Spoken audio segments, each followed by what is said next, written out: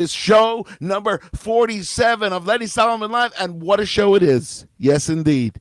Because it is Tuesday night, and Tuesday night means we go in depth with one of the original members of the band, and might I say, the original member of the band. He is the original drummer coming to us. Gary Wallen is here in studio. How you doing, Gaz? Thank God, Baruch Hashem. Good to hear from you, Len. Oh, it's great to be here. We have a tremendous show for our audience, and we're going to talk a little bit about how the band came to be, how did we meet? How did we meet, by the way, Gary? That in and of itself could probably fill this whole half-hour segment, as well as do a lot of overtime. And by the way, I forgot to say, by the way, I am absolutely touched that you picked me for show 47 as an original member of the band. Show 47, that's unbelievable. That means I made it into the top 50, Len. Yes, you did. And you know, I got to tell you something I'm very funny. touched. And by the way, while we're watching, may I give a shout out to our brothers from Schlock Rock, Yona, Danny, Mark, and Innie. Here's to you guys. We should get to... Yes. Wait, you're starting to freeze. Well, somebody, for some reason, it says incoming video call. Is that from you? Nope, because I am on a desktop. I understand. I don't know what that is. Sorry for this inconvenience. That's okay. So I'll keep talking. So the thing is... Yeah, we have it set for disturb. Obviously, somebody in... There you are. You're back. But now you're sideways. Hi, Lenny. Lenny, this is amazing. I love live. Anything can happen live. That's the greatest thing. Can we tell some of the better stories of you coming out on stage live, Lenny? No, I'm not sure. I'm not sure where to go there, but I must tell you how many times that I have flubbed lyrics live in the first 47 shows. Now, by the way, the reason that it took 47 shows for me to get you on is because only 3 shows ago with Eitan G did I figure out that I could actually invite guests into the studio. I am technologically, let's just say, handicapped. And the fact that I have gotten that I can have a split screen and have you on the right, me on the left, or whatever side you want to say. I'm sure on. I speak for Eitan G as well as the other members of the band. As usual, we are pleased and honored to be your filler. So here we are, and let's go.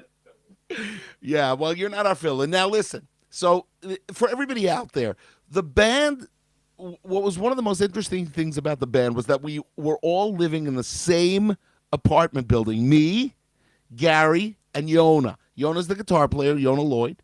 Gary Wallen on drums, of course, here in studio, and myself on keyboard. And we were all living in the same apartment building.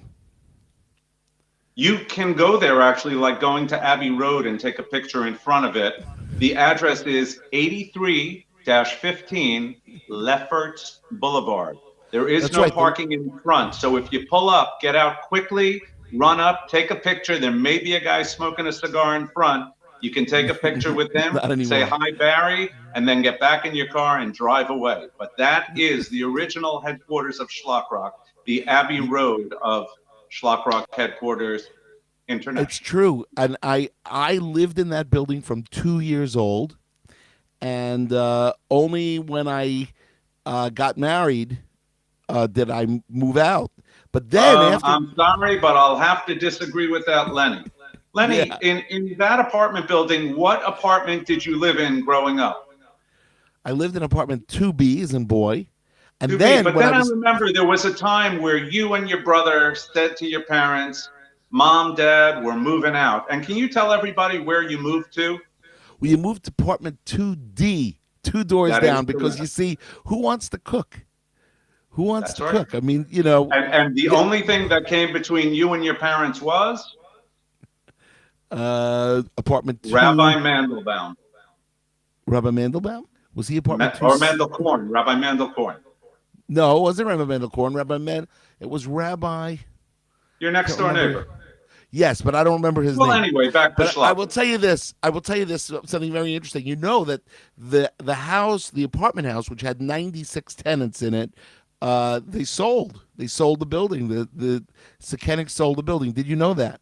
Oh, I don't know why we're Did talking they about this. include This any is of not your what I was CDs planning on and talking cassettes about. in the sale?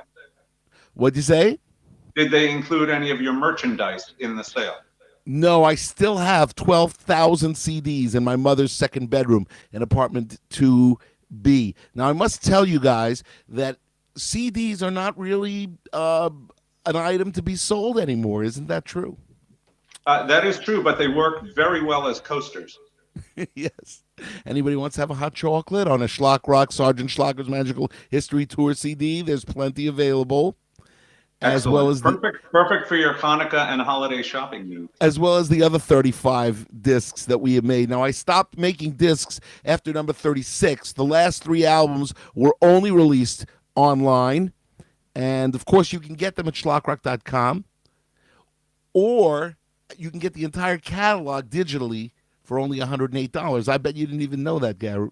I did not know that, but why don't we take everybody back to, where is it?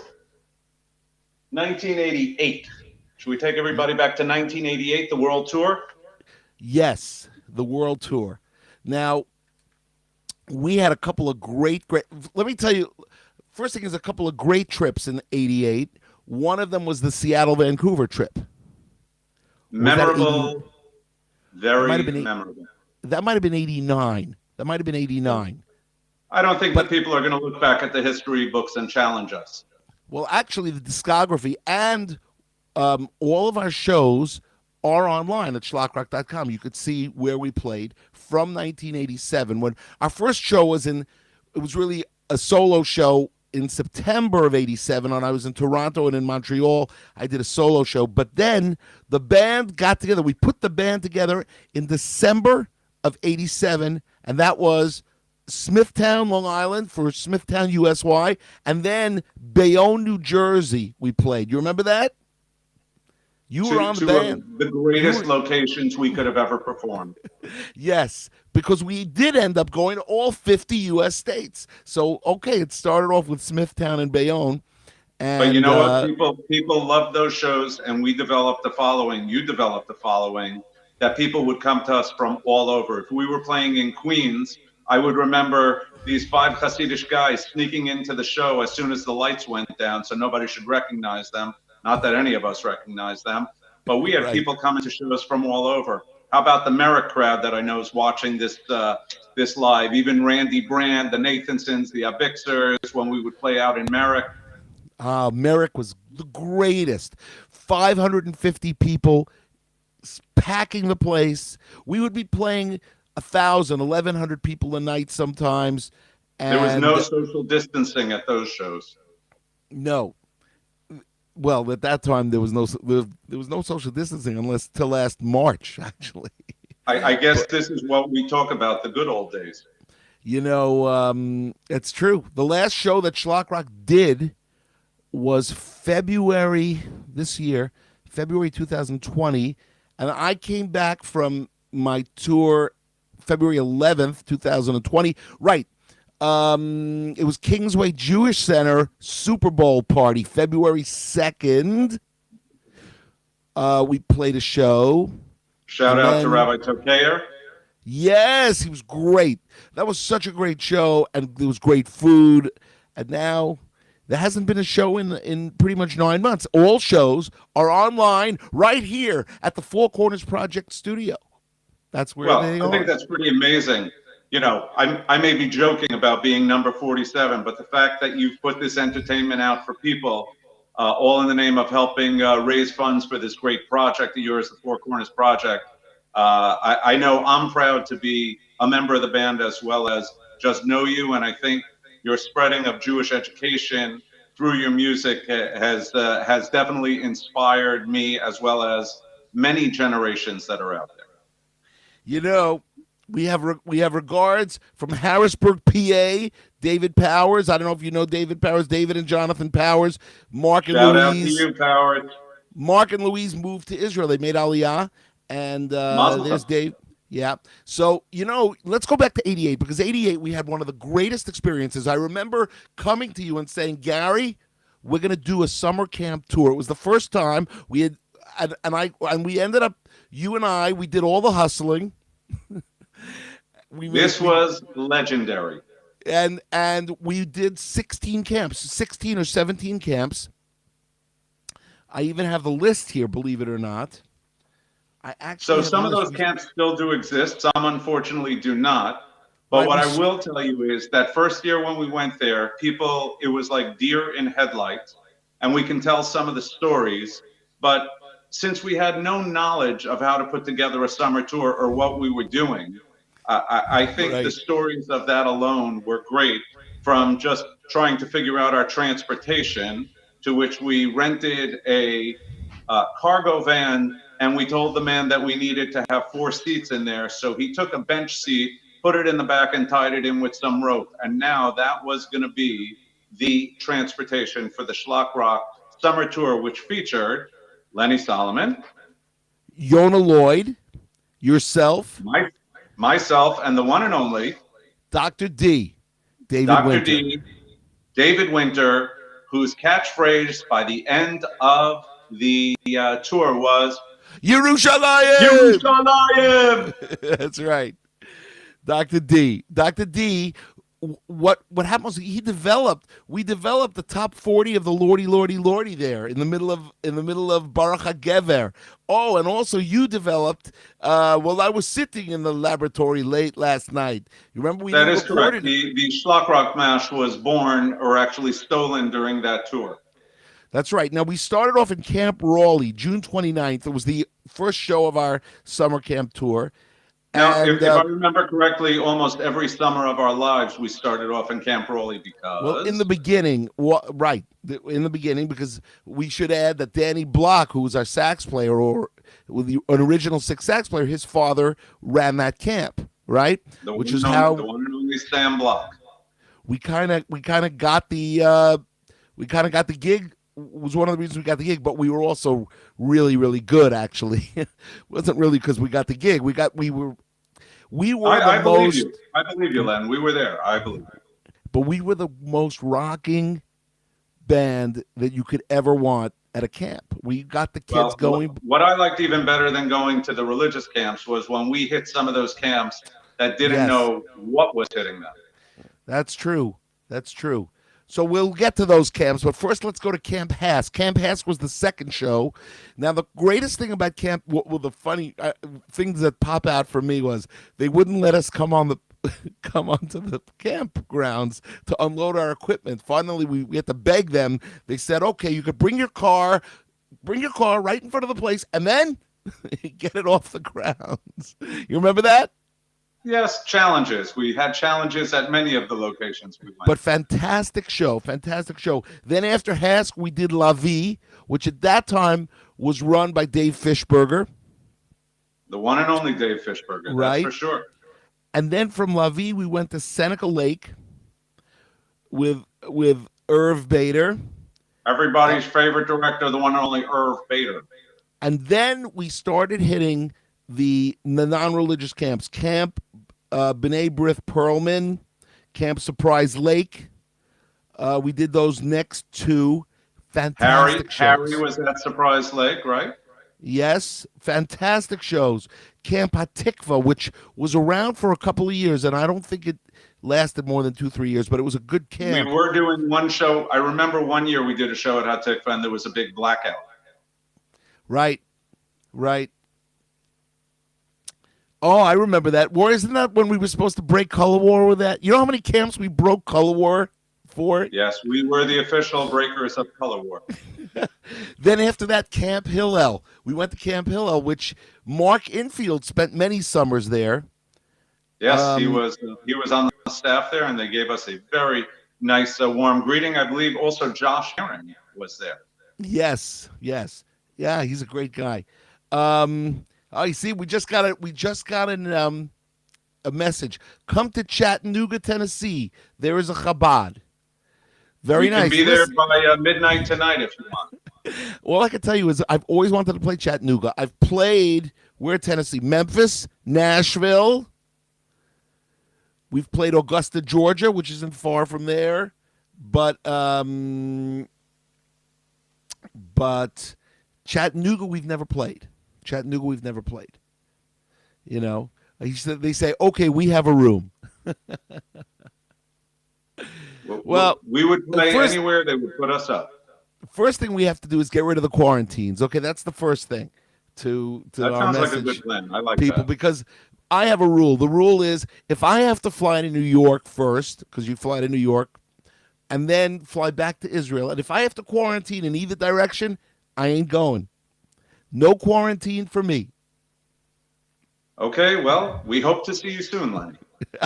I hope so also, because I haven't seen my mom in 9 months. But anyway, okay, then after that, we went to Flanders Day Camp. You remember that? Metro West, Jersey. Flanders was out in New Jersey. Yep. Then Camp HES, which I can't remember. Flanders, wasn't that where we met Jelly Spear? It could be. I think a lifelong Schlock Rock devotee. I don't know what Camp HES is. Do you remember it? Can't remember. Lenny, Camp HES was the camp where you met the mashgiach, remember? The owner of the camp said, I'm going to introduce you to the rabbi. And at the barbecue, he introduced you to the rabbi. I don't remember. But it was a fine hamburger, Lenny, a fine hamburger. Then Camp Cuts. Camp Cuts was a reform camp. We played Correct. there. There was a great moment behind stage while they were having their evening prayer service. And then we went for the first time to Camp Monroe. Now, Camp Monroe, we ended up playing over 20 times over the next... Became our home away from home, to which we must give a shout out to the one and only Stanley Felsinger, Lenny Andur, Dave Krieger, right. And Bruce. Bruce was the fourth owner. Now, you know, they ended up selling the camp. They don't own the camp anymore. I don't know if you knew that. I know. Okay, we're almost at the end for everybody out there. Camp Luema, which is another Federation camp. To which it was always an honor to play at the UJA camps, because we were. Are we allowed to say who subsidized the tour? I don't know. Who did subsidize the tour? Wasn't that Mr. Waldbaum from the famous Waldbaum's supermarket? The Waldbaum Foundation. Yes, may he rest in peace. That's right. Ira Waldbaum, may he rest in peace. Yes, he passed away a while back. But yes, and Nancy Waldbaum now runs the foundation, his daughter. And so I must tell you. So yes, that's right. He subsidized. He subsidized the tour. That was very nice. So anyway, we played Camp Luema, Camp Sedgwin. We got to play Camp Sedgwin. An iconic camp. It was over 75 years old. It closed down 2 years later. That was it. They shut their doors 2 years later. Sedgwin was another Federation camp. Yes. And it shows you that the UJA, a lot of people always say, what does the UJA do? We got to see what they do, that they really provided summer camps with real Jewish pride and Jewish identity for a lot of people who otherwise would not have been in a Jewish camp. Yes, it's true. Okay, and then we finally finish up the tour with 2 concerts in Philadelphia. One is at the Philadelphia JCC, and the second one is at Camp Arthur Rita, which I remember that's a sleepaway camp. I remember us playing it. It was the last show of the tour, and that was the first of so many summer tours that we did. Now, by the way, I'm getting requests for songs. I just want you guys to know this is not a musical night. This is an interview night. Thursday night, I'm going live with more music. So Thursday night is when you'll hear some more songs.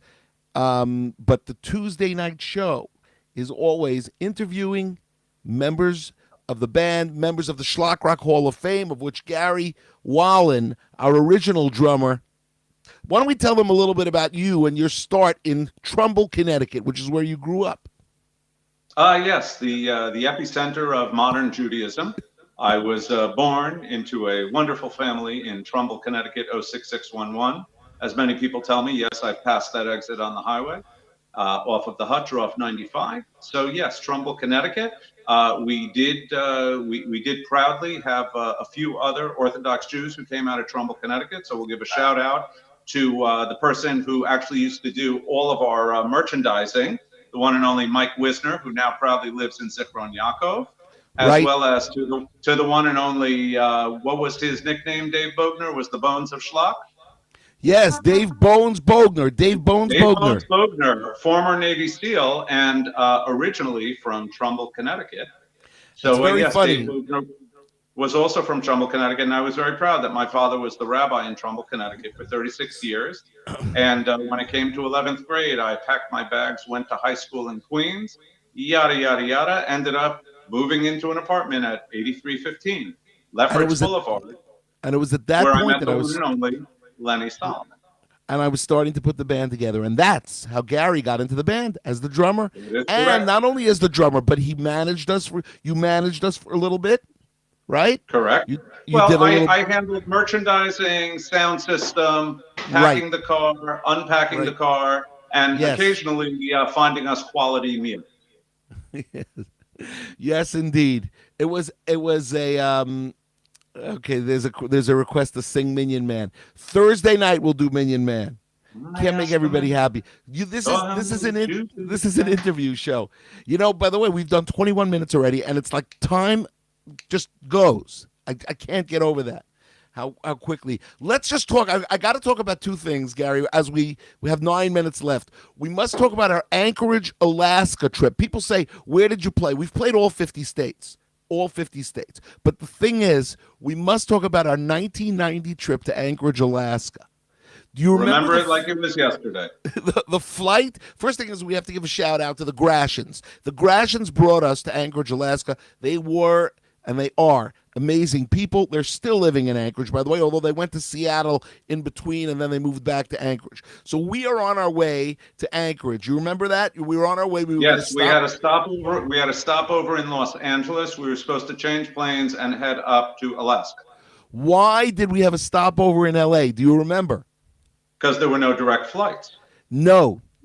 We were going to Seattle, and then from Seattle, we were going to head to Alaska. But Mount St. Helens erupted, 37,000 feet, and we were diverted to Los Angeles. Now, while we were in LA, while we were in the airport, waiting to figure out what they're going to do, there's an earthquake in the Los Angeles airport. We're waiting online, and the ground starts moving beneath our feet. And me and you look at each other, and we get up to I can still picture the walls moving, and the payphones, that's how long ago it was, literally shaking intensely. Yes. Yeah, and by the way, somebody says even Hawaii. Yes, we were, of course, we played Hawaii, or I played Hawaii in 2014, or 2013, I think it was, in Honolulu. It was an unbelievable trip. But we must finish this Alaska trip. So here we are. Now we're supposed to be going to Alaska, but we're diverted to LA. We get because of the volcano eruption. Then we get an earthquake in the airport. Finally, and we get up to the counter and they say, act of God, have a nice day. But they did offer us, they said, most airplanes cannot fly through the ash because it's dangerous. They said, if you'd like, we can transfer you to Alaska Airlines. They'll fly through anything. To which we said, no, thank you. But now I've taken Alaska Airlines. It's a great airline. But you didn't fly through Mount St. Helens. But that time we didn't do it. So, but I will tell you though, we finally get to Anchorage, and we're driving in Anchorage, and there's a sign that says road closed because of avalanche. So we had 3 natural disasters in a 24-hour period. I thought to myself, this does not bode well. But we did. But it was all worth it because it was a Jewish cultural weekend, and we met an amazing artist and spent time with him, whose name was Mordechai Rosenstein. Yes. And I actually stayed friendly with him. And he actually sent me a wedding gift. He sent you a wedding gift as well, a beautiful piece of his art. And we had a great time. And I remember sitting out on a very snowy night while it was snowing on our heads. And we were all sitting out in a hot tub after the show in Alaska. It was unbelievable. It was 30-degree weather, and we were in a 104-degree weather hot tub. I remember it. And we each had a bottle of seltzer. That's what we had. That is correct. Good memory. What they wanted us to do What they wanted us to do was go out of the hot tub and roll around in the snow. That's what you do, apparently. But that brave I didn't get. And No, I did that. Hence, about a week later, I was sick as a dog. did you really do that, Gary? Yes, I did. Oh, I did not do that. So anyway, so that was our Anchorage trip. The other trip that was a very interesting trip was our 1989 Seattle Vancouver trip, where another very memorable. Wasn't that Thanksgiving weekend? It was, and we flew in from New York to Seattle, and there were the Gratians, and they were kind enough to give us their SUV. You remember that? Right. Well, that's because Lenny was Lenny. I gotta promote you a little bit. Lenny was always a nice guy, and whenever he could save the client's money, he would do his best to do so.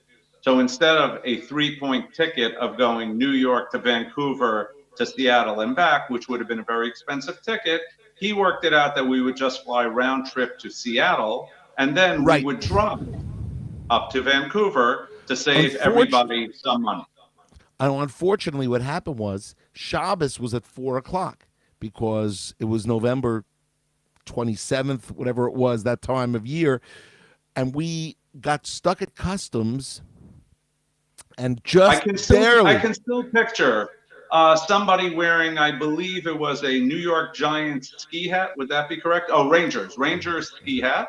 Yeah. Wearing a long parka, stitches flying in the wind, and Lenny says, "Oh, I'm going to walk up to the border and tell them that we're observant. Maybe they'll let us pull up there."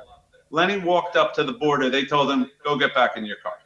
Yeah, they were not friendly, but we made it through, and we made it to a hotel. Unfortunately, we didn't get to the shul. We made it to a hotel for Shabbos, and the next day I walked 4 miles to the shul to let them know so that's Lenny's side of the story, everybody. We were in the hotel room, and it was absolutely frigid up there. And Lenny goes, "I'm going to go for a walk and see how far we are from where we need to be." And that was the last we saw Lenny at about 9:00 on Shabbos morning. The day went on. We had no communication from him, obviously.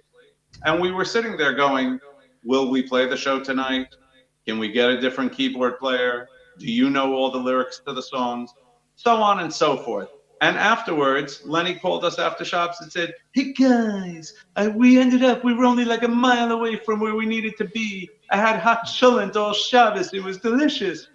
So yes, we were happy for Lenny. But we were 4 miles. So I walked 4 miles. It was crazy. Down Oak Avenue. Every year that trip gets a little longer, doesn't it? First yes, year it does. was a mile. I did it without any shoes too. It was barefoot. No, but I do remember the most unbelievable view of walking down Oak Street in Vancouver, seeing the snow-capped mountains. It was beautiful. It was really beautiful. So that was our Vancouver trip. We had so many fun adventures, and we've only touched the surface, Gary. We've only touched the surface. But I've done that is for sure. But I'll still never forget. I know we've had some funny and technical and that, but I'll never forget. I think it was in Columbus, Ohio, when it was before Shabbos, and I think the people who were hosting us, the lady asked you to play piano, and she started crying.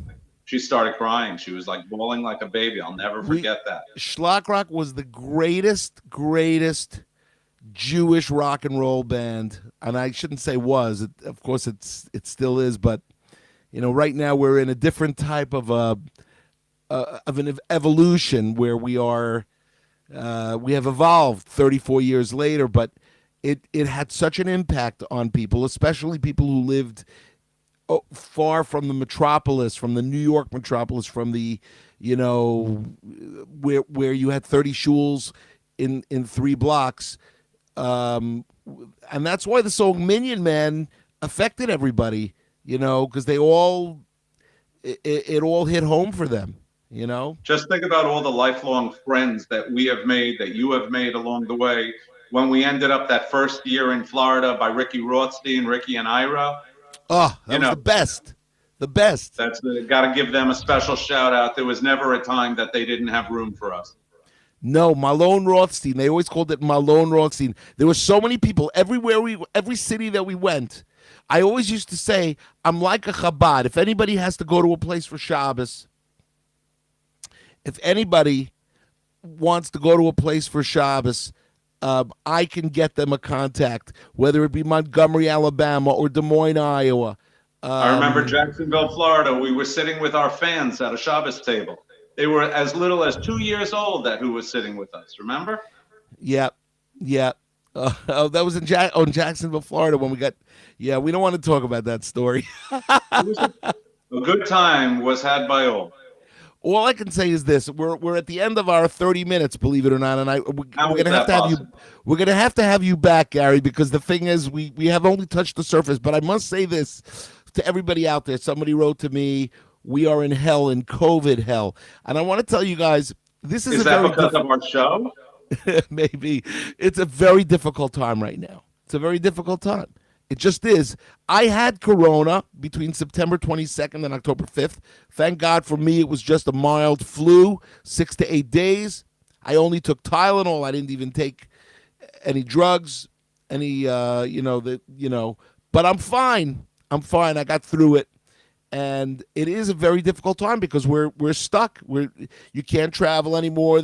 Anywhere. There's no concerts.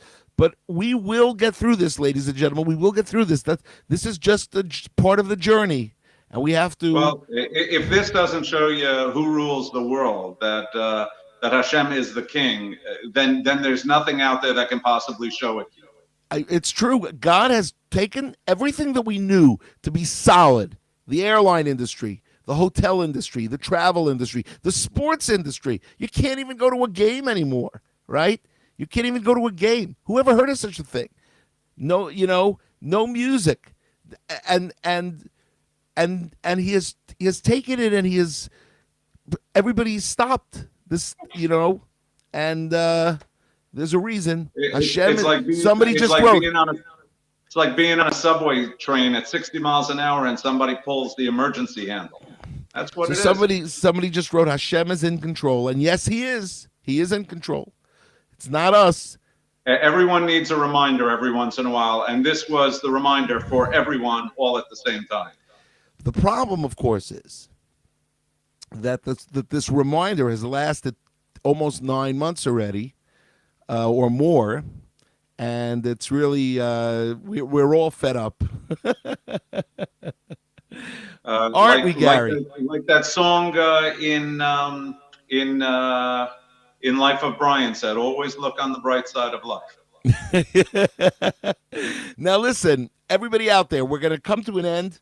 It's Lenny, give him a few bars. Lenny, give him a few bars. A Minion Man, they're begging. I asked the man I saw how many Jews in this town. He said to me there used to be a minion around, but one of us passed away and we've been feeling down. Yet now it seems as though another Jew has been found. Won't you stay with us for Shabbos, Minion Man? Okay, everybody, listen, everybody out there, go to www.4cornersproject.org. Make a donation for the year. Make a donation for the year, everybody. You have to, because we have to keep going. In our 47 shows, we have already played to close to 47,000 people. We are averaging around 985.71 people per show. I'm the only one that would know. I think people are calling in donations right now. Yeah, I'm hearing it. So, yep. That we do take American Express. We take all credit cards and PayPal too, of course.